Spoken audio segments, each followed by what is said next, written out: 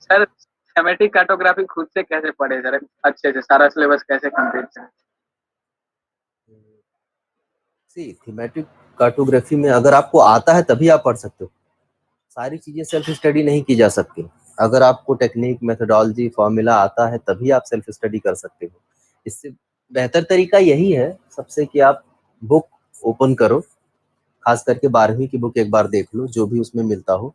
उसमें एग्जाम्पल लेकर समझाया गया है, तो एक एक एग्जाम्पल करके खुद करके सीखो, तभी आप कर पाओगे। लेकिन बेसिक्स ये है कि वो आपको आना चाहिए।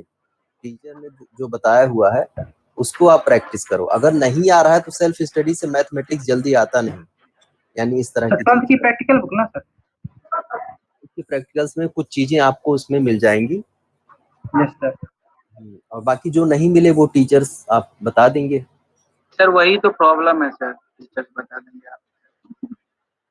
तो देखो कुछ चीजें सेल्फ स्टडी से नहीं आती, ठीक है। सो ये मैं साफ साफ कहूंगा, आपको बेसिक्स नहीं आता तो बेहतर है कि आप 3-4 लोगों का ग्रुप बनाओ, 4-5 लोगों का या जितने भी लोगों का। आप में से जिस किसी को भी समझ में आ गया है, एक बार भी कोई बता देगा तो फिर आपको समझ में आ जाएगा। उसके बाद आपको सिर्फ उस तरह का एग्जाम्पल लेकर के खुद करना होता है। यही एक तरीका है। मैं ये नहीं कह सकता कि आप किसी को कहूँ कि तुम कैलकुलस पढ़ो बैठ करके सेल्फ स्टडी से। तो कुछ फंडामेंटल्स आपके पहले क्लियर होने चाहिए, अदरवाइज डायरेक्टली आप कैलकुलस पर नहीं जा सकते हो ना। पता लगा पहली से 10वीं तक का आपको कुछ नहीं पता है मैथमेटिक्स, सीधे कैलकुलस दे दूं, इंटीग्रेशन दे दूं, तो आपको नहीं समझ में आएगा। सो सिमिलरली इसमें भी लागू होता है। वैसे इतना टफ नहीं है थीमेटिक कार्टोग्राफी में, ऐसा कुछ है ही नहीं। आप यूजुअली क्या करें कि बुक्स कोई भी ओपन कर ले, कोई भी एक बुक ले लो आप थीमेटिक कार्टोग्राफी की, और उसके बाद देखो, उसको पढ़ो। ना समझ में आए तब पूछो, यूजुअली समझ में आ जाएगा, ऐसा कुछ होता नहीं। सर कोई एक बुक सजेस्ट कर देते थीमेटिक कार्टोग्राफी के लिए सर, वो यार अपार्ट। कोई एक बुक नहीं होती थीमेटिक कार्टोग्राफी की, कोई अलग से बुक नहीं लिखी जाती, ठीक है। कोई भी एक बुक ले लोगे आप कार्टोग्राफी की, सारी चीजें उसमें रहती हैं। एक स्टैंडर्ड बुक कोई भी ले लोगे, सारी चीजें उसमें है जो सर एक बुक सजेस्ट कर दीजिए, क्योंकि मीना सर तो हिंदी वाली बुक से पढ़ाते हैं, उससे समझ में नहीं आता कुछ भी, उसमें सब कुछ हिंदी में लिखा होता है। और सर हमारे वरुण सर ऐसे पढ़ाते हैं सर कि आप पूरा सर से बाउंस ही करते रहता है सर, 2 घंटा वहां पे जाके बैठ कर। थीमेटिक कार्टोग्राफी तो काफी इजी है। अच्छा मुझे उसका सिलेबस भेजो, मैं देख के उसके हिसाब से बुक बताता हूँ। सिलेबस कोई कॉपी करके मुझे व्हाट्सएप कर दो मेरे वाले नंबर पे, तो मैं बताता हूँ, ठीक है। क्लास के बाद बताता हूँ मैं आपको कोई एक पर्टिकुलर बुक, और मौका मिला तो मैं बता भी दूंगा जो भी चीज आपको उसमें समझ में ना आ रहा।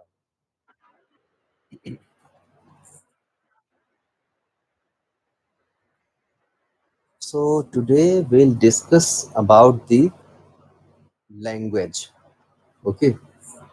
ट्राइब्स और एक और चीज है उसमें, वो भी पढ़ना है हमें, बट अभी लैंग्वेज कर लेते हैं क्योंकि लैंग्वेज शुरू में ही आता है, एक बड़ा एस्पेक्ट है। तो सिलेबस में आपके आगे पीछे हो सकता है, बट मुझे लगता है कि पहले लैंग्वेज आपको पढ़ना चाहिए, फिर ट्राइब्स भी बता देंगे जो रेस से काइंड ऑफ निकलता है। इसके बाद ट्राइब्स भी पढ़ाई जा सकती थी विदाउट डाउट, और रिलीजन सबसे लास्ट में पढ़ाएंगे, वो भी आपको पढ़ना है। तो आज और कल 2 दिन पढ़ेंगे हम लोग लैंग्वेज, ओके। सो मैंने पहले भी आप लोगों को बताया था कि लैंग्वेज क्या है, एक स्टैंडर्ड फॉर्मेट। किसी डायलेक्ट का एक स्टैंडर्ड फॉर्मेट होता है जिसमें ग्रामेटिकली कोई चीजें फिक्स कर दी जाती है कि इसका मतलब यही है, इसमें ऐसे रूल्स लगेंगे और वो हम बोलते हैं, ठीक है। लैंग्वेज और डायलेक्ट में बहुत जरा सा फर्क होता है। डायलेक्ट का मतलब होता है बोली, और लैंग्वेज का मतलब होता है स्टैंडर्ड डायलेक्ट, ओके। स्टैंडर्ड का मतलब कोई पैमाना आप फिक्स करते हो, जैसे हिंदी का ग्रामर है आप जानते हो, बांग्ला का एक ग्रामर है, पंजाबी का गुरमुखी है, वो भी ग्रामर है उसका, उसमें रूल्स एंड रेगुलेशंस होते हैं। बोली में रूल्स एंड रेगुलेशंस नहीं होते हैं। जैसे आप भोजपुरी ले लीजिए, मैथिल ले लीजिए, ब्रज भाषा ले लीजिए, या कोई भी डायलेक्ट ले लीजिए, अवधी ले लीजिए, ठीक है। ये हिंदी के सारे बता रहा हूँ, ये सारे हिंदी के हैं जो डायलेक्ट हैं, इनमें कोई खास रूल नहीं होता। वही सेम चीज कहीं और थोड़ा सा अलग तरीके से बोला जाएगा। अवधी में वही अलग चीज, भोजपुरी में वही शब्द अलग मीनिंग के साथ बोली जाएगी। मीनिंग नहीं बदलेगा तो कम से कम इसका प्रोनाउंसिएशन अलग होगा, बट जब उसको हिंदी में स्टैंडर्डाइज कर देते हैं तो सेम रहेगा वो, ठीक है। सर हाँ जी। सर लिपि लैंग्वेज की होती है डायलेक्ट की? डायलेक्ट की लिपि नहीं होती, जब लिपि बन जाती है तो उसके आधार पर लैंग्वेज बनता है, ठीक है। लिपि सर लिपि बेसिकली मतलब ग्रामर स्टैंडर्डाइजेशन है। का? हाँ जी, किसी भी भाषा का जो हम बोलते हैं उसकी लिपि का मतलब वो रूल्स रेगुलेशंस हैं, ठीक है, वो बन जाता है तब डायलेक्ट लैंग्वेज बनता है।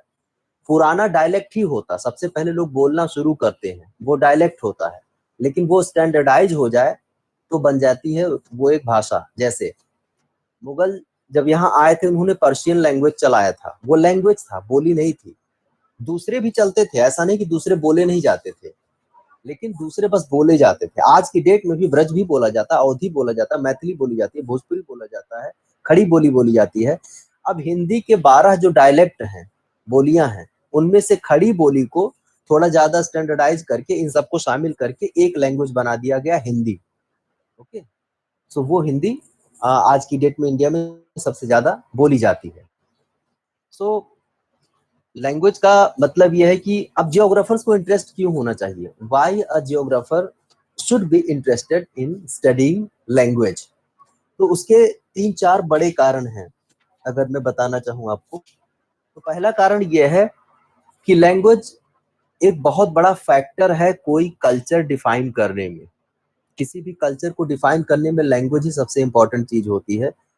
और ऐसा इसलिए है कि आप कोई भी नॉलेज हो, कोई हिस्ट्री हो, कोई कहानी हो, फोक लोर हो, आपकी नॉलेज हो, साइंटिफिक इनोवेशन हो, टेक्नोलॉजी हो, उसको इस जनरेशन से उस जनरेशन तक या यहाँ के इंसान को वहां के इंसान तक पहुंचाने में किसका प्रयोग करेंगे, लैंग्वेज। लैंग्वेज क्या है, कम्युनिकेशन, एक मीडियम है कि हम बोल करके आप तक पहुंचा रहे हैं और जो मैं कहना चाहता हूँ वही चीज आप भी समझ जाओ, तो ये लैंग्वेज के थ्रू होता है।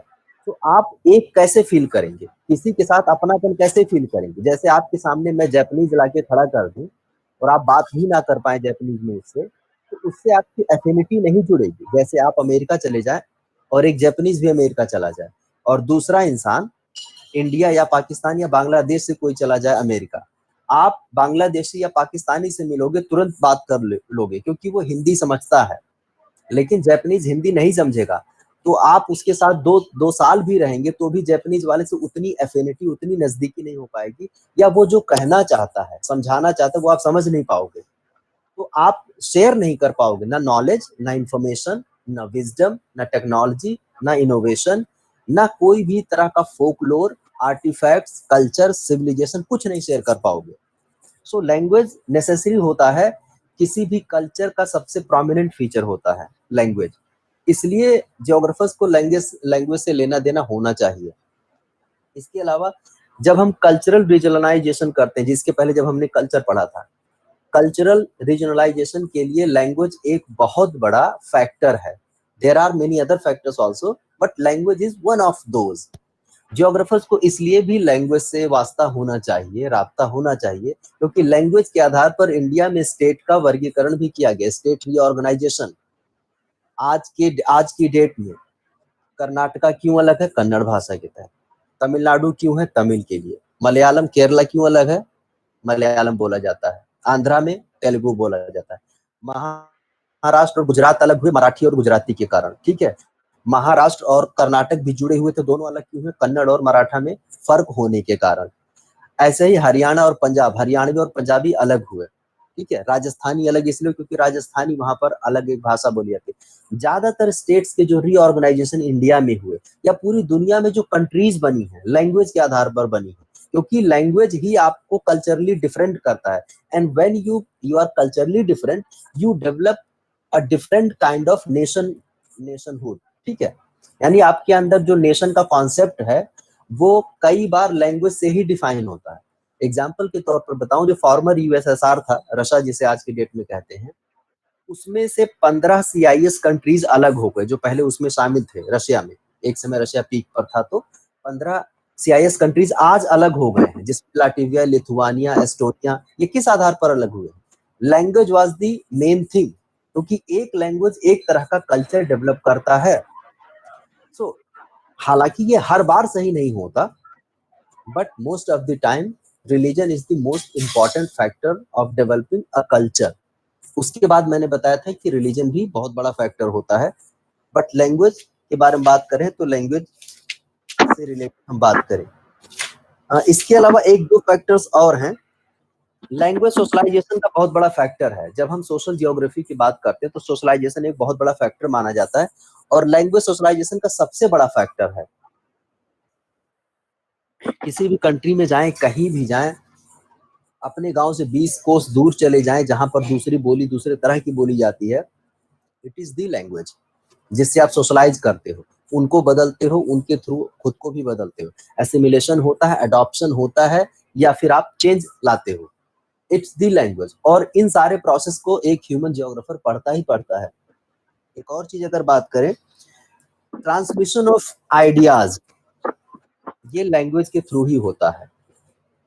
हम क्यों कहते हैं कि इंडिजिनस नॉलेज पर फोकस करो, उनसे बात करो। उनकी जो बोली में एक नॉलेज छुपा है सदियों का, उनकी अपनी जो अंडरस्टैंडिंग छुपी है किसी भी चीज को लेकर के, वो चीज उनसे बात करके ही सीखी जा सकती है। And that is why we focus कि कोई छोटी सी छोटी भाषा या डायलेक्ट एक्सटिंक्ट ना होने पाए, खत्म ना होने पाए। जबकि हकीकत यह है कि हर 2 वीक में दुनिया में एक भाषा हमेशा के लिए गायब हो रही है, क्योंकि कुछ लैंग्वेज का दबदबा हो गया है, जैसे इंग्लिश, जैसे हिंदी, जैसे स्पेनिश, जैसे लैटिन। इनका दबदबा इतना ज्यादा बढ़ गया है, फ्रेंच जैसे। ये सारे लैंग्वेज की वजह से छोटे छोटे लैंग्वेज हमेशा के लिए गायब हो रहे हैं। सो ये बहुत बड़ा खतरा है। आप वो नॉलेज खो देंगे, वो कल्चर ही हमेशा के लिए चला जाएगा। उनकी जो अपनी समझ है, आर्टिफैक्ट्स है, फोकलोर है, मौसम के बारे में उनका अपनी समझ है, धरती के बारे में समझ है, जानवरों के बारे में जो समझ है, उनकी टेक्नोलॉजी, उनके मेथड, सब चले जाएंगे उनके लैंग्वेज के साथ। जैसे आपने सुना होगा कि जब सुनामी आई थी इंडिया में, तो जारवा ट्राइब्स और 2-3 और ट्राइब्स जो अंडमान निकोबार में थे, वहां भी बहुत तगड़ी सुनामी आई थी। एक भी एक भी कैजुअलिटी नहीं देखने को मिली थी, एक भी death. Why? Because they were close to nature, they used to read. वहां के छोटे छोटे कीड़ों को पढ़ना जानते थे, वहां के जानवरों को पढ़ना जानते थे, और जानवर थोड़ा पहले भांप लेते हैं, ठीक है, इंसानों से ज्यादा सेंसरी ऑर्गन उनके बेहतर होते हैं। वो उनको देख करके समझ गए कि कुछ आने वाला है समुद्र में, और वो कोस्टल इलाके से मेन लैंड में अंदर चले आए, और एक भी कैजुअलिटी नहीं हुई। जबकि हम लोग सो कॉल्ड मॉडर्न वाले लोग, दसियों हजार से ज्यादा लोग मारे गए थे इंडिया में। सो लैंग्वेज इसलिए भी जरूरी है ह्यूमन जियोग्राफर के लिए। ठीक है। हाँ, इसके अलावा किसका माइक ऑन है, वो काफी देर से डिस्टर्ब हो रहे हैं। हम सब लोग बंद कर लीजिए, सुधांशु। Sorry sir. हाँ, इट्स ओके। सो इस आधार पर देखा जाए तो लैंग्वेज क्या है। लैंग्वेज की जो एक डेफिनेशन दी गई है, अगर किताब से मैं बताऊं, so language is a system of conventional spoken और written symbols by which human beings interact with other human beings, और उस सोशल ग्रुप में इंटरैक्ट करते हैं जो उनके जैसे हैं। ओके, सो ये स्पोकन भी हो सकता है, रिटन फॉर्म में भी हो सकता है। यहीं पर आपको बता दूं कि रिटन फॉर्म भी कई तरीके के हो सकता है। रिटन फॉर्म पिक्टोरियल भी हो सकता है, यानी पिक्चर फॉर्म में भी हो सकता है। जैसे Japanese, Chinese, Korean pictorial language है, जो वो लिखे जाते हैं। आपने देखा होगा ऐसे ऐसे करके कुछ बनाए जाते हैं, वो पिक्टोरियल है। हमारा वाला पिक्टोरियल नहीं है, हम लेटर के फॉर्म में लिखते हैं, ज्यादातर लेटर के फॉर्म में लिखा जाता है। लेकिन there are many languages which are written in pictorial form like Chinese, Japanese, Korean। इसीलिए इनको सीखना थोड़ा टफ होता है। जब भी आप लैंग्वेज कहीं पढ़ें, किसी से पूछें, तो चाइनीज, जापानीज, कोरियन बहुत टफ लैंग्वेज माने जाते हैं सीखने में। सो नाउ फिर मैंने बात की थी डायलेक्ट की। डायलेक्ट क्या होता है? रीजनल या local characteristics of a language, ठीक है, जो वहां लोगों के द्वारा बोला जाता है। That may not be standardised, ठीक है, हो सकता है उसका कोई खास ग्रामर ना हो, इसीलिए उसमें वेरिएशंस बहुत होते हैं डायलेक्ट के। सो डायलेक्ट पहले आता है, लैंग्वेज बाद में बनता है। Is a political thing. कोई राजा आया, उसने कहा कि अब इस पूरे राज्य में ये चीज बोली जाएगी, और उसके बाद उसमें किताबें लिखी जाने लगी। उसका व्याकरण अगर लोगों ने तय कर लिया तो वो बन गया लैंग्वेज।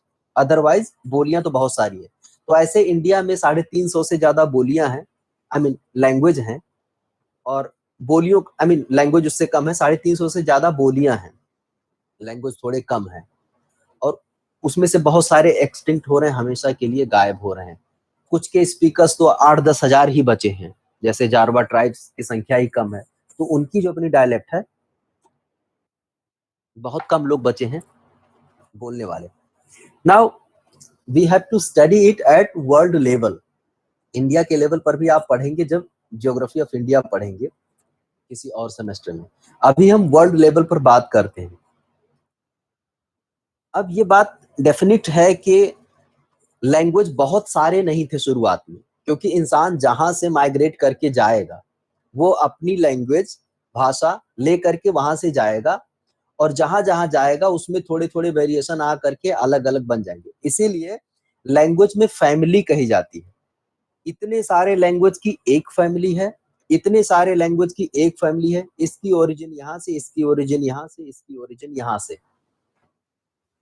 आपको जानना होगा इंसान कब आया। जो मॉडर्न ह्यूमन होमोसेपियंस कहा जाता है, उसकी उत्पत्ति कुछ लोग 40,000 साल पहले आज से बताते हैं, या कुछ लोग 2-2.5 लाख तक जाते हैं, उतने पुराने तक जाते हैं। उसके पहले होमोसेपियंस नहीं थे, निएंडरथल, क्रो-मैग्नन, ये सारे लोग थे। हालांकि वो भी बोलते थे, लेकिन उनके बारे में हमें कुछ नहीं पता कि क्या बोलते थे, क्योंकि उनके पास लैरिंग्स फैरिंग्स तो था ही। बोलने को तो वो भी बोलते थे, बोलने को तो ऑलमोस्ट सारे एनिमल्स भी बोलते हैं, लेकिन उसको हम भाषा नहीं कहते, क्योंकि उनको हम कैटेगराइज नहीं कर पाते। सो हम इंसानों के बारे में बात करें, हम लोग बोलते हैं, और बोलने में भी कुछ स्टैंडर्ड चीज ही बोलते हैं, ठीक है। सो उसको जब फिक्स कर दिया जाता है, डिक्शनरी बना दी जाती है, वोकैबुलरी शब्दावली बना दी जाती है, ग्रामर बना दिया जाता है, इसको जोड़ेंगे तो ऐसे बनेगा। संधि, समास, अलंकार, ग्रामर, जो कुछ भी आप कह लो, और उसके बाद लिखने के स्टाइल को जो लिपि कहते हैं कि ऐसे लिखा जाएगा, और ऐसे अगर लिखेंगे तो यही मतलब आपको समझना है। ये जब फिक्स कर दिया जाता है तो वो लैंग्वेज बन जाता है, ठीक है। There are thousands of tribes, they have dialect but they don't have language. वो बस आपस में छोटे एरिया में रहते हैं, they don't need to write it, they just speak it, और वो कम्युनिकेट हो जाती है उसका मतलब। तो उनके पास रिटन फॉर्म में कुछ नहीं है। इंडिया के ही ज्यादातर ट्राइब्स हैं, उनके पास अपनी रिटन लैंग्वेज नहीं है, डायलेक्ट है, क्योंकि बोलने को तो इंसान बोलेगा ही जब से पैदा हुआ है। सो उनके पास डायलेक्ट है, but they don't have language. So dialect और लैंग्वेज में ये फर्क है। नाउ आज की डेट में जो लेटेस्ट डेटा है, English is most spoken language in the world. उसके बाद मंडारिन चीनी है, चाइनीज, फिर हिंदी आती है तीसरे नंबर पर, फिर चौथे नंबर पर स्पेनिश आती है। ये सबसे ज्यादा बोली जाने वाली भाषाएं हैं। अब पूरी दुनिया की जितने भी लैंग्वेज हैं, उनको अगर उनकी हिस्टोरिकल प्रोग्रेस के हिसाब से देखा जाए कि कहाँ से निकले हैं, उस खोजने को कहा जाता है कि आप उनका क्लासिफिकेशन करें कि कोई चीज कहाँ से निकला है। नाउ अगर हम क्लासिफिकेशन आपको बताएं तो इंडो ईरानियन एक फैमिली है, जहां से आज की डेट में दुनिया की 40% पॉपुलेशन इंडो ईरानियन लैंग्वेजेस बोलती हैं। अब इंडो ईरानियन में बहुत सारे लैंग्वेजेस हैं। अब कुछ चीजें मैं आपको दिखाना चाहता हूं, अगर शेयर करूं मैं अपना।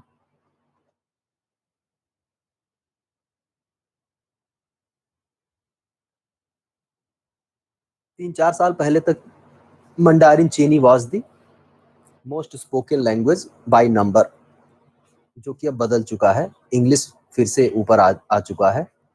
पुरानी किताबों में देखोगे तो मंडारिन चीनी ही सबसे ऊपर रहेगी। इंग्लिश का एक्सपेंशन हो रहा है, आप जान ही रहे हो, इंडिया में ही इंग्लिश स्पोकन कितना अधिक फैल रहा है। हिंदी से ज्यादा तो इंग्लिश बोलने वाले हो रहे हैं अब। So let me share you.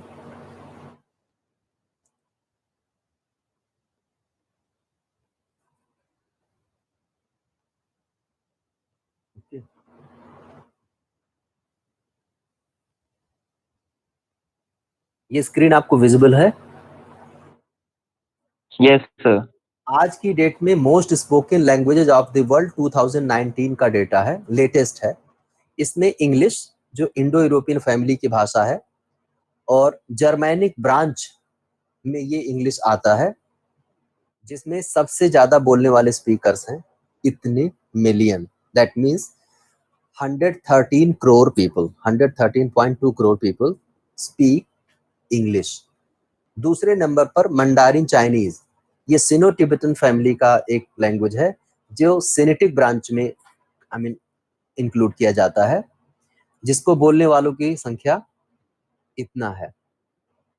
अब इसमें एक फर्क आपने देखा होगा, ये इसमें सेकंड लैंग्वेज स्पीकर ज्यादा हैं इंग्लिश में, जैसे इंडिया में सेकंड लैंग्वेज स्पीकर्स हैं इंग्लिश के, ओवरऑल स्पीकर्स की संख्या में ये ज्यादा है, लेकिन फर्स्ट लैंग्वेज के रूप में सबसे अधिक आज भी मंडारिन चीनी बोली जाती है। उसका कारण वो ये कि चाइनीज की संख्या बहुत ज्यादा है आपस में, बट ओवरऑल स्पीकर्स इंग्लिश के ज्यादा हैं आज की डेट में।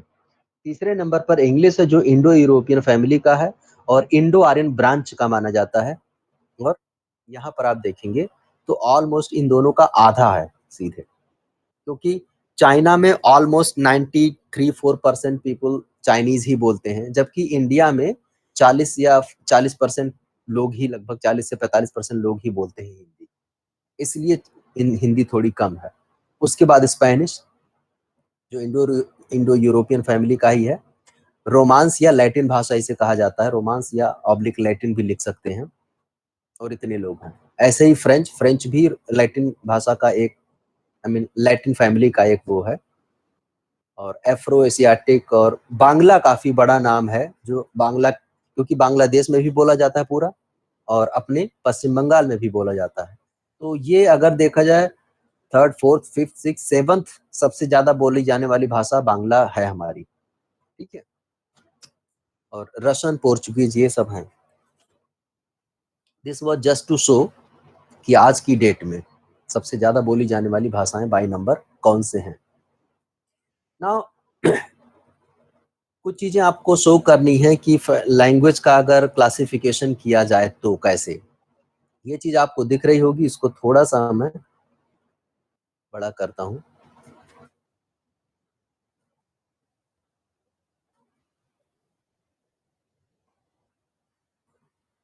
होप कि ये आपको विजिबल है, पढ़ने में आ रहा है, ठीक है।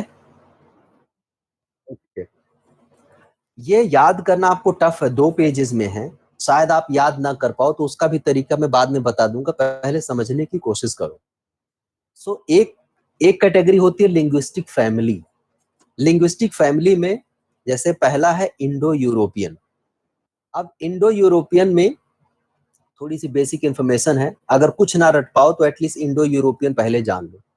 इंडो यूरोपियन में कई ब्रांच हैं, एक है इंडो ईरानियन, दूसरा है लैटिन या रोमांस या रोमांटिक जिसे कहा जाता है, थर्ड है जर्मैनिक, फोर्थ है बाल्टिक स्लाविक, फिफ्थ है अल्बानियन, सिक्स्थ है आर्मेनियन, सेवंथ ग्रीक, और 8 सेल्टिक।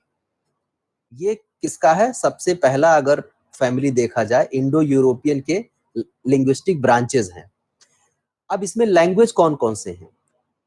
अब इसके इस वाले ब्रांच में इंडो ईरानियन में क्या क्या आते हैं? पहला तो इंडिक आता है। इंडिक लिंग्विस्टिक ग्रुप में हिंदी, उर्दू, बंगाली, संस्कृत, कश्मीरी, असमीज, गुजराती, सिंधी, पंजाबी, मराठी, उड़िया, सिंगलीज, यानी जो सिंगलीज का मतलब जो श्रीलंका में बोला जाता है, ये सारे आते हैं इंडिक में। और ईरानियन में क्या आते हैं? पर्शियन, कुर्दिश, बलूच और ताजिक जो ताजिकिस्तान में होता है, पश्तो जो आपके अफगानिस्तान में बोला जाता है। तो पर्शियन, कुर्दिश, बलूची, ताजिक और पश्तो, ये चीजें आती हैं आपके ईरानियन लैंग्वेज में, ईरानियन लिंग्विस्टिक ग्रुप में। और इनका अगर जियोग्राफिकल एक्सपेंशन देखें तो India, Pakistan, Bangladesh, Sri Lanka, Iran, Iraq, Pakistan, Tajikistan and Afghanistan, ठीक है, इनके नाम से ही क्लियर हो जाएगा वैसे, लेकिन डिस्ट्रीब्यूशन के तौर पर जिससे हमारा मतलब होता है जियोग्राफर्स का, वो ये है। इंडो यूरोपियन फैमिली का दूसरा ब्रांच अगर चले, लिंग्विस्टिक ब्रांच, वो है लैटिन का। लैटिन आपने बहुत बार नाम सुना होगा। उस लैटिन में जो ब्रांचेस हैं, ठीक है, जो मतलब फैमिली की इसके लिंग्विस्टिक ग्रुप्स हैं, इस ब्रांच के लिंग्विस्टिक ग्रुप हैं Spanish, Portuguese, French, Italian, Romanian. ये 5 आती हैं लैटिन भाषा कही जाती है, ठीक है, जो बोली जाती है Spain, Portugal, France, Italy, Romania और पूरे लैटिन अमेरिका में, यानी साउथ अमेरिका का कॉन्टिनेंट जितना है, यही सारी चीजें बोली जाती है, खास करके स्पेनिश, पोर्चुगीज और फ्रेंच। स्पेनिश सबसे ज्यादा बोली जाती है। इसके बाद थर्ड आता है ब्रांच जर्मेनिक, और उसका लिंग्विस्टिक ग्रुप 2 है, West Germanic, North Germanic. West Germanic में इसमें आता है एक तो जर्मन लैंग्वेज आता है, जर्मनी में बोली जाती है। लो जर्मेनिक में ही इंग्लिश, डच, फ्लेमिश और फ्रीजियन आते हैं। यानी इंग्लिश क्या है, जर्मेनिक ब्रांच का एक वो है जो इंडो यूरोपियन फैमिली का एक ब्रांच है, और ये यूके, नेदरलैंड, बेल्जियम इन सब में बोला जाता है। नॉर्थ जर्मेनिक में नॉर्वे, स्वीडन, फिनलैंड, ये 3 कंट्रीज आते हैं। स्वीडन, डेनमार्क, नॉर्वे और आइसलैंड भी इसमें शामिल है, 4 कंट्रीज आते हैं। ओके, भाषा क्या है इसमें, स्वीडिश, डैनिश, नॉर्वेजियन, आइसलैंडिक, ये 4 भाषाएं हैं। ऐसे बाल्टो स्लाविक यानी बाल्टिक सागर के आसपास की कंट्री और स्लोवाकिया, स्लाविक कंट्रीज, इसमें ईस्ट, वेस्ट, साउथ बाल्टिक, ये सब इनके लिंग्विस्टिक ग्रुप हैं। अब इसमें जो ईस्ट स्लाविक है वो उसमें रशियन, यूक्रेनियन और बेलारसियन आते हैं 3। वेस्ट में पॉलिश यानी पोलैंड में, चेक यानी चेक रिपब्लिक में, स्लोवाक यानी स्लोवाकिया में बोले जाते हैं। साउथ स्लाविक में बोस्नियन यानी बोस्निया में, क्रोएशियन यानी क्रोएशिया में, बल्गारियन यानी बल्गारिया में और सर्बियन यानी सर्बिया में बोले जाते हैं। और बाल्टिक में 3-4 कंट्रीज आती हैं, उसमें लिथुआनिया, लेटिस, एस्टोनिया, ये सारे चीज आते हैं, 3 कंट्रीज आती है ना, वो वहां बोली जाती है। इसी तरह से अल्बानियन का एक ही ग्रुप है और अल्बानिया में बोला जाता है, ये यूनिक है, अलग है। आर्मेनिया में भी आर्मेनियन ग्रुप है जो 3 कंट्रीज में स्पेशली बोला जाता है, आर्मेनिया, जॉर्जिया, अजरबैजान, 3 कंट्रीज में। ग्रीक भी स्पेशल है, ग्रीक ग्रीस में बोली जाती है, जो काफी फेमस था बहुत पहले जब ग्रीस का एम्पायर हुआ करता था। और सेल्टिक में Irish, Welsh, Scottish, Gaelic, Cornish, Britain आदि। अब जो यूरोप, अब जो यूके है आज की डेट में, जिसे ब्रिटेन आप कहते हो, यूनाइटेड किंगडम, उसमें जो इंग्लैंड है, इंग्लैंड में इंग्लिश बोली जाती है, बट उसका जो दूसरे पोर्शन है, वेल्स, स्कॉटलैंड और नॉर्दर्न आयरलैंड, उसमें अलग बोली जाती है। और आपने सुना होगा कुछ साल पहले वोटिंग हुआ था, स्कॉटलैंड अलग होने की बात कर रहा था यूके से। इसके अलावा अगर दूसरे पेज पर चले, अभी ब्रीफ में बता रहा हूं, इनको जब सम अप करूंगा तब आपको समझ में आएगा कि how to memorise them.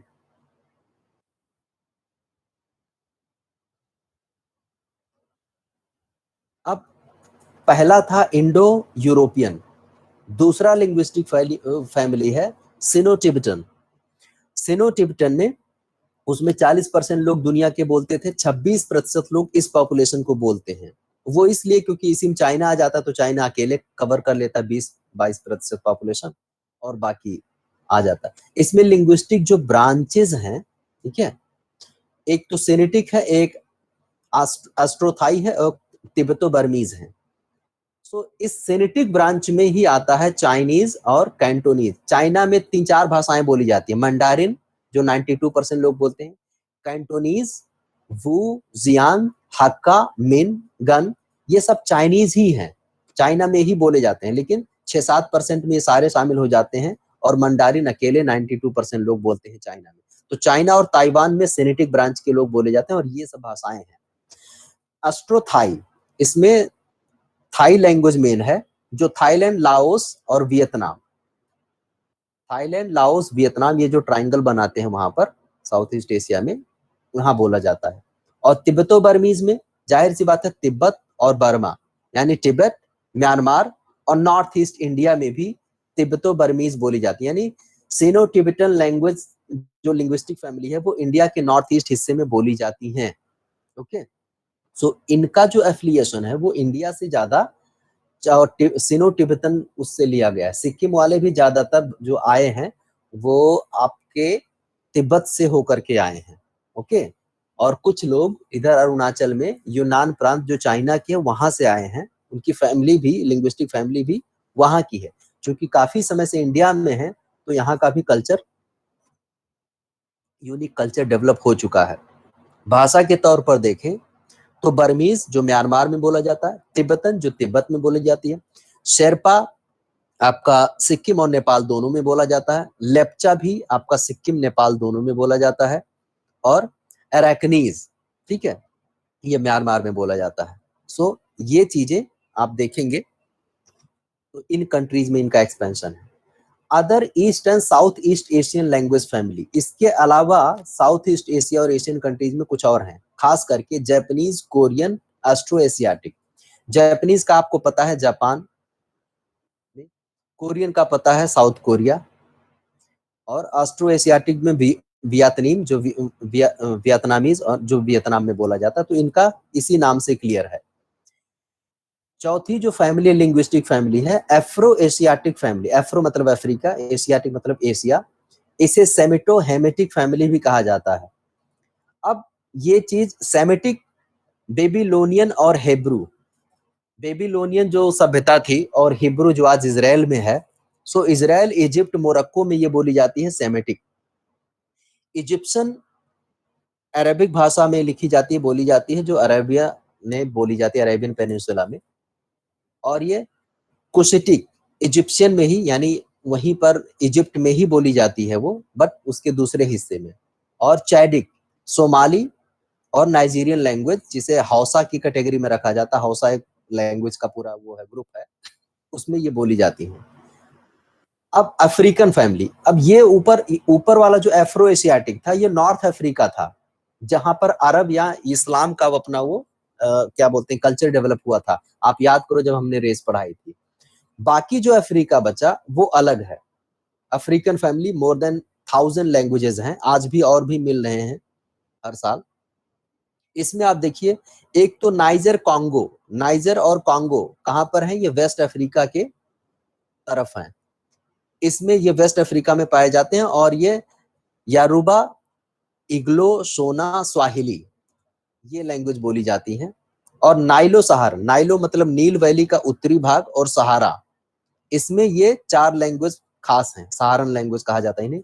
डिंका, Masai, सुडानिक, टीडा, ओके, सेंट्रल है सब सहारन अफ्रीका में। और खोइसा, ये हॉटेंटॉट्स जो ट्राइब्स होते हैं, हॉटेंटॉट्स लोग बोलते हैं, ये साउथ वेस्ट अफ्रीका में बोले जाते हैं। और ऑस्ट्रेलियन, यानी ऑस्ट्रेलिया में जो अफ्रीकन लैंग्वेज ऑस्ट्रेलिया में भी बोला जाता है, 6% ऑफ द वर्ल्ड। ये सिर्फ ऑस्ट्रेलिया में नहीं, इंडोनेशिया, मलेशिया और मलागासी, ठीक है, ये तीनों जगह बोली जाती हैं। जावानीज, यानी जावा जो आपका इंडोनेशिया का बड़ा द्वीप है, इंडोनेशिया, मलय प्रायद्वीप, मलागासी, खमेर जो कंबोडिया में बोला जाता है, सकाई, सेमांग जो बोर्नियो में बोला जाता है, और खासी, ठीक है, जो इंडिया के भी एक हिस्से में बोला जाता है, लेकिन ये वाला खासी दूसरा है। सो ये है आपका अफ्रीकन फैमिली के ये 4 वो। और आप देखेंगे लास्ट के 2-3 अल्टाइक और यूराली, यूराली मतलब यूराल पर्वत आप देखिए, और यहाँ पर स्पीकर्स मुस्लिम और अरेबिक स्टाइल में बोलते हैं। और इसमें आती है जो खास करके Turkish, Azerbaijani, Uzbek, Kazakh, Uyghur, Uyghur का मतलब जो चाइना वाला उइगुर हिस्सा है, तुर्कमेन यानी तुर्कमेनिस्तान, उज्बेक यानी उज्बेकिस्तान, अजरबैजान, और तातार और मंगोलिक, ये वाली चीजें इसमें आती हैं।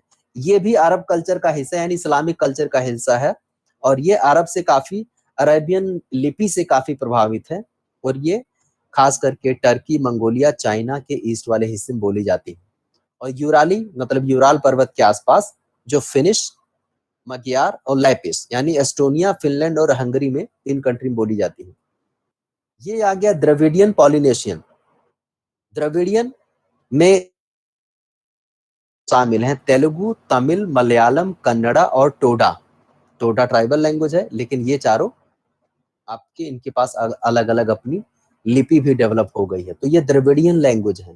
तेलुगु, तमिल, मलयालम, कन्नड़, ये 4 स्टेट्स द्रविडियन माने जाते हैं। और टोडा वहां पर बोली जाने वाली कुछ ट्राइब्स की भाषा है, और टोडा ट्राइब भी है, ये साउथ इंडिया में। मेलेनेशिया, मेलेनेशिया में कैलेडोनियन, न्यू हेब्रिज और सोलोमन आइलैंड वगैरह आते हैं, जो मेलेनेशिया में रखे जाते हैं। यहाँ ट्राइबल डोमिनेशन है, जो Dravidian family, Dravidian Polynesian family का ही वो है माइक्रोनेशिया, मेलानेशिया के ऊपर है, जिसमें मार्शल आइलैंड, गिलबर्ट और कैरोलिन आइलैंड 3 आइलैंड मेजर हैं, और माइक्रोनेशिया एरिया जहां पर ये फैला जाता है। पॉलिनेशिया, उसके ऊपर पॉलिनेशिया है, यानी जापान के आसपास। सो उसमें हवाई यानी अमेरिका वाला हवाईयन, टोंगा, यूकागिर, चुकचिन और एनू, ये सारी चीजें वहां बोली जाती हैं। अब चुकची जो हमने बताई थी ट्राइब, और एनू जापान के उत्तरी हिस्से में होकाइडो में पाए जाते हैं एनू, और यूकागिर पाए जाते हैं आपकी साइबेरिया में। तो साइबेरिया और जापान में बोली जाती है। तो जापान के उत्तरी हिस्से वाला ही सिर्फ ये है, ये वाला चीज अगर देखा जाए। पॉलिनेशिया में हवाईयन और टोंगा है, जो पॉलिनेशिया में। पैलियो एशियाटिक में, ये पैलियो का मतलब काफी पुराना होता है, ठीक है। तो यूकागिर बहुत पुरानी ट्राइब है, चुकची ये भी बहुत पुरानी ट्राइब्स हैं जो साइबेरिया में पाए जाते हैं। एनू पाई जाती है जापान के उत्तरी हिस्से में।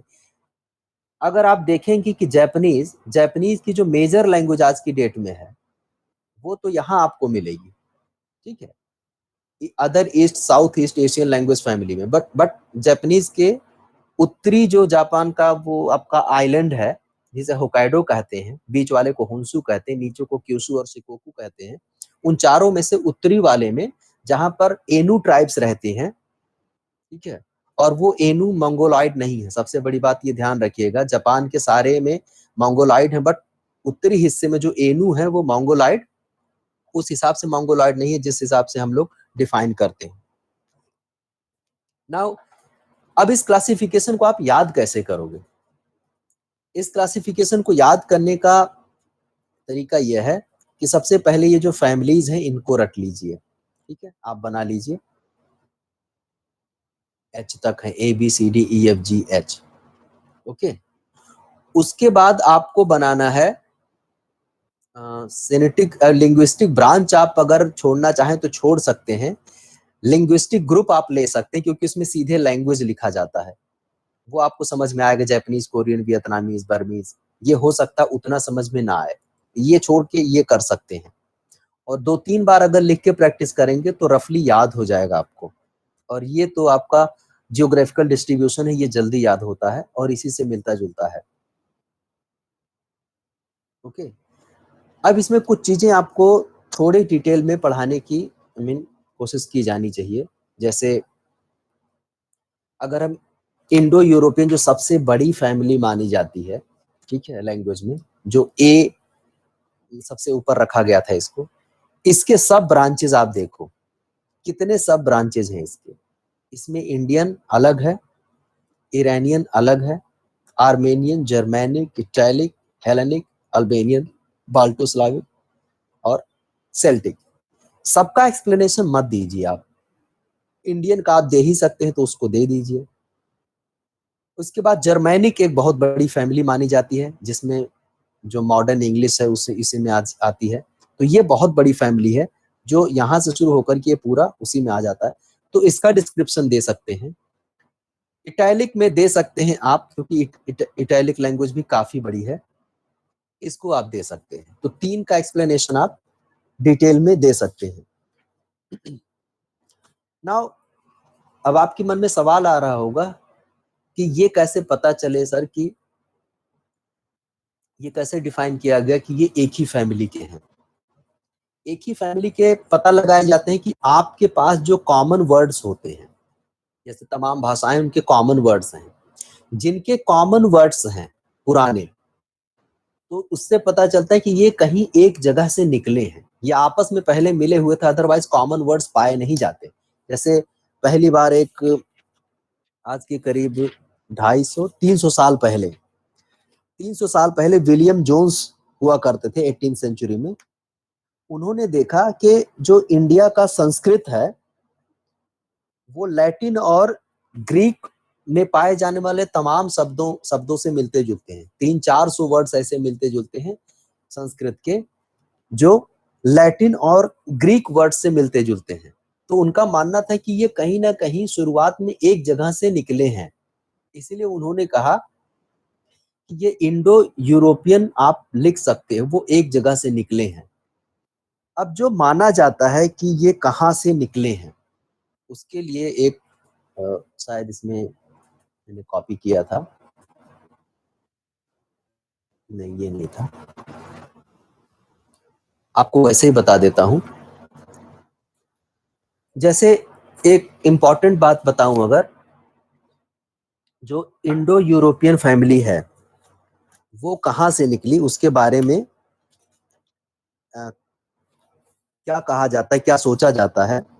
ऐसा माना जाता है कि जो इंडो यूरोपियन फैमिली है, आज के वर्ल्ड की 40% से ज्यादा पॉपुलेशन इंडो यूरोपियन लैंग्वेजेस बोलती हैं और उनकी एक कॉमन एंसेस्ट्री है। एक ही जगह से वो लोग निकले हैं, उसके बाद फैलते चले गए और थोड़े थोड़े डिफरेंसेस आते चले गए हैं। ऐसा माना जाता है कि ये यूक्रेन और वोल्गा बेसिन के आसपास से निकले हैं, ठीक है, जिसे कुर्गन कल्चर कहा जाता है, जो रशिया के स्टेपीज में पाए जाते हैं। यानी वोल्गा और यूक्रेन जो रशियन स्टेपी घास के मैदान है, वहां से माना जाता है, ये कुर्गन कल्चर कहा जाता है।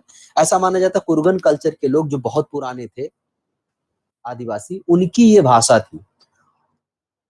और या फिर एक दूसरा इसके बारे में थियरी है कि कैस्पियन सागर के ऊपर जो डैन्यूब वैली है, डैन्यूब नदी है, उसके आसपास के इलाकों में ये भाषा बोली जाती थी और वहां से ये फैल करके पूरी दुनिया में गई है।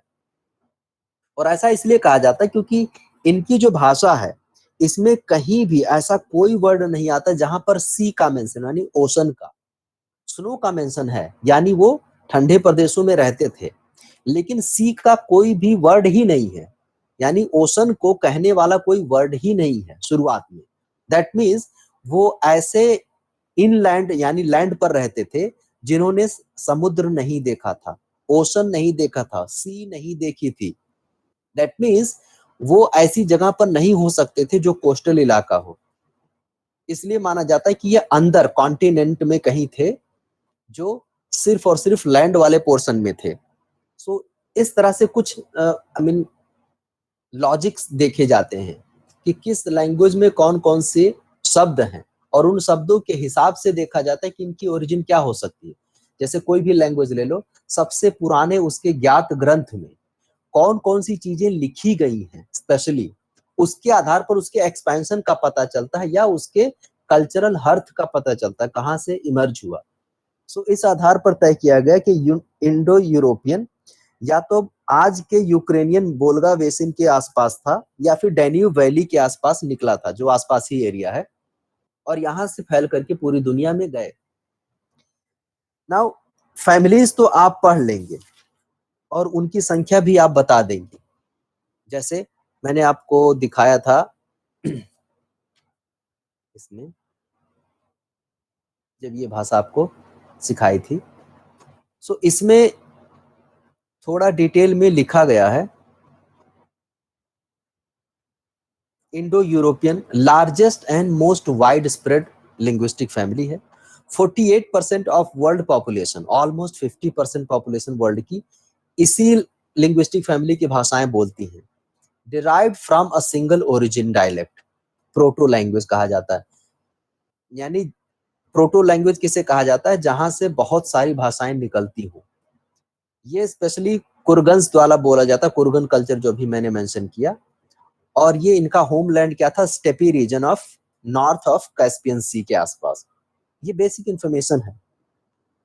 कुछ बातें और आपको समझनी चाहिए। इसके लिए जो बुक मैं सजेस्ट करता हूँ वो माजिद हुसैन की बुक आप पढ़िए, बहुत खूबसूरती से उसको दिया गया, बहुत डिटेल में। और एक नोट बनाते चले जाइए। नोट्स बनाने का तरीका आपको मैं बता देता हूँ कि लैंग्वेज के बारे में जो क्वेश्चन आता है, इसका क्लासिफिकेशन पूछा जाता है। आपको क्या लिखना है, सबसे पहले आप माजिद हुसैन की बुक लीजिए, उसमें से लैंग्वेज की डेफिनेशन लिखिए और लैंग्वेज और डायलेक्ट में 2-3 लाइन का जो डिफरेंस है वो लिख दीजिए। और इंट्रो पोर्शन में ही लिख दीजिए कि why geographers should be concerned about language. 3-4 कारण जो मैंने बताया क्यों इंपॉर्टेंट है ये जानना। इसके बाद क्लासिफिकेशन आप लिखेंगे, the classification of languages in the world. So आप बताओगे कि क्लासिफिकेशन कैसे किया जाता है। फिर एक वर्ल्ड क्लासिफिकेशन, जैसे ये पूरा दिया गया है, इसको ट्री आकार में भी दिखा सकते हैं, फ्लो चार्ट में भी दिखा सकते हैं आप अपनी सहूलियत के हिसाब से। ये क्लासिफिकेशन देंगे और एक वर्ल्ड मैप बनाते हुए उस वर्ल्ड मैप पर बेसिक जो लिंग्विस्टिक फैमिलीज है इनको दिखाएंगे। ये सब मत दिखाना, ये सब दिखाने की जरूरत नहीं, क्योंकि फिर बहुत ही ज्यादा हौच पौच हो जाएगा, आप बना नहीं पाओगे। सबसे पहली कोशिश करना है कि लिंग्विस्टिक फैमिली जो ए से लेके एच तक है, यानी 8-9 जो फैमिलीज हैं, उनको अलग अलग कलर से, शेड से या गोला बना करके, उतना घेर करके, शेड बना करके आप दिखा दीजिए, वो काफी होगा। और इनके जो खास लैंग्वेजेस हैं वो बीच बीच में लिख देना। जैसे इंडिया को घेरना तो वहां हिंदी लिख देना और बांग्ला लिख देना, दो रिप्रेजेंट कर ले जाएंगे इस वाले हिस्से को। ईरानियन और इस वाले हिस्से में ईरानियन लिख देना, अकेले काफी हो जाएगा। ऐसे ही जापान की तरफ जापानीज लिख देना। तो पहले तो घेरा बना लो आप पूरे वर्ल्ड को कि कौन सा चीज किस हिस्से में पाया जाता है, तो वो एक वर्ल्ड मैप हो जाएगा।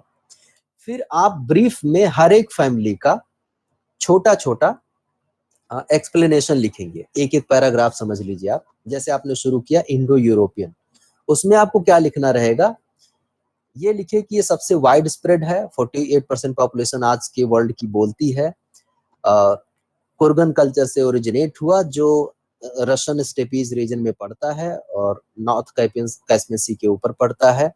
इसमें जो लिंग्विस्टिक ब्रांचेस हैं ये हैं, और जो खास लैंग्वेजेस हैं वो आप लिख देना। दुनिया के सबसे जो फेमस लैंग्वेजेस हैं इसमें वो आप लिख देना इसमें। और एक पॉइंट और लिखना होता है कि लैंग्वेज किसी पर्टिकुलर लिंग्विस्टिक फैमिली का प्रसार कैसे हुआ। ठीक है, दो तरीके से प्रसार होता है। एक तो आप माइग्रेट करें, ये दूसरा या तो आप कोलोनाइज करें। जैसे इंग्लिश का प्रचार कैसे हुआ, क्योंकि इंग्लिश यानी ब्रिटेन ने ऑलमोस्ट आधी दुनिया को गुलाम बना रखा था आज के 200 साल पहले। तो वो जहां जहां गए इंग्लिश वहां वहां चली गई, वो स्वतः नहीं गई, ले जाके ले जाई गई। और कुछ होते हैं जिनका माइग्रेशन द्वारा प्रसार होता है, यानी ह्यूमन ही, पूरी रेस ही माइग्रेट करके जाए, वो लेके जाए। तीसरा कारण होता है आज की डेट में जो माइग्रेट हो रहा है वो आपके इकोनॉमिक, ट्रेड और इंटरनेशनल रिलेशनशिप और ग्लोबलाइजेशन, ये बहुत सारी चीजें भी तय करती हैं। ये 3-4 कारणों से वो फैलती हैं। तो जैसे ही ये फैमिली लिखेंगे, इनमें से जो पुराने लैंग्वेज डिस्पर्स हुए थे वो माइग्रेशन के द्वारा हुए थे, यानी क्लाइमेटिक वजह से हुए थे। नोमैडिक कल्चर कह लो या ट्रांसह्यूमंस कह लो। नए वाले जो बीच में जो फैले, जैसे इंग्लिश हुआ, स्पेनिश हुआ, लैटिन जितने भी हुए, ये क्यों हुए? कॉलोनाइजेशन के कारण। पूरा south American continent 13 countries plus Caribbean में जो 17 कंट्रीज हैं, वहां पर जो भी सारी लैंग्वेजेस गई, स्पेनिश, पोर्चुगीज, डच वगैरह, ये कब हुई? कॉलोनाइजेशन के प्रोसेस में। इंग्लिश जितना भी आज फैला है किस वजह से? कॉलोनाइजेशन प्रोसेस से फैला हुआ है। कुछ चीजें आपके व्यापार के थ्रू यानी ट्रेड के थ्रू फैले, जैसे स्वाहिली लैंग्वेज अरब वाले ही डेवलप किए थे। स्वाहिली लैंग्वेज जो आज अलग हो गई है, वो व्यापार करते थे। तो ये सब कारण भी आप लिखिएगा कि कौन कैसे कब फैला, अगर जहां जहां भी पॉइंट बनता है तो। समझ गए? फिर ये क्वेश्चन आपका पूरा हो जाएगा। कल थोड़ा सा और पढ़ा देंगे और उसके बाद ये पूरा हो जाएगा। If you have question please do ask.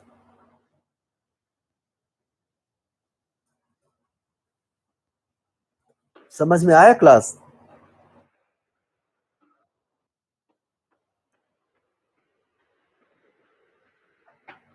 कोई सवाल है तो आप पूछ सकते हैं। जैसे मैंने बताया वैसे ही आप नोट्स बनाइएगा पूरा आंसर लिखने भर के लिए। लैंग्वेज की परिभाषा, लैंग्वेज डायलेक्ट में फर्क, why geographer should be concern, ये इंट्रोडक्शन पोर्शन में आ जाता है। उसके बाद क्लासिफिकेशन आप लिखेंगे, एक ट्री जैसा बनाएंगे पूरा, उसमें दिखा देंगे। फिर एक वर्ल्ड मैप बनाएंगे, वो दिखा देंगे। फिर हर एक लिंग्विस्टिक फैमिली को थोड़ा थोड़ा लिखेंगे, यानी उस लिंग्विस्टिक फैमिली में वो कहाँ डेवलप हुई, कितनी मुख्य भाषाएं हैं, कितने % लोग बोलते हैं, कैसे उसका प्रसार हुआ, इतनी चीजें आप लिख देंगे। ठीक है? सो ये 4-4, 5-5 पॉइंट हर फैमिली में लिखते चले जाएंगे तो मोर देन सफिशिएंट हो जाएगा।